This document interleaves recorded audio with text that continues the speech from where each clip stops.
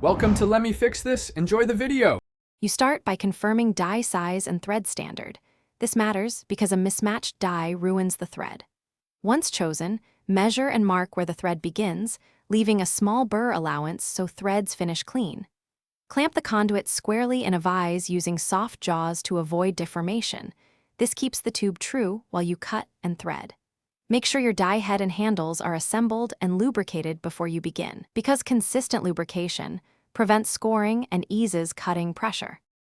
You cut the conduit squarely, then deburr and chamfer the end so the dye starts cleanly. This prevents cross-threading. Once the dye is seated, apply generous cutting oil to reduce heat and drag, and position the dye straight on the conduit. Begin turning the ratcheting handle with firm, even strokes. After one full rotation, back off a quarter turn to clear chips.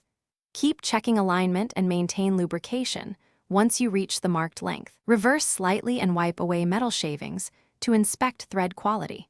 You finish by cleaning chips, filing burrs, and wiping threads with solvent so sealant can bond. Thread test with a coupling or a gauge to ensure proper engagement. Make sure threads run on smoothly without play. Apply appropriate tape or compound to the male thread before assembly. If you encounter binding or crooked threads, stop, back the dye off, relubricate, recut a slight chamfer, and realign the dye, then retry. This small correction saves you from scrapped conduit and leaking joints. Thanks for watching. If you found this helpful, don't forget to like and subscribe.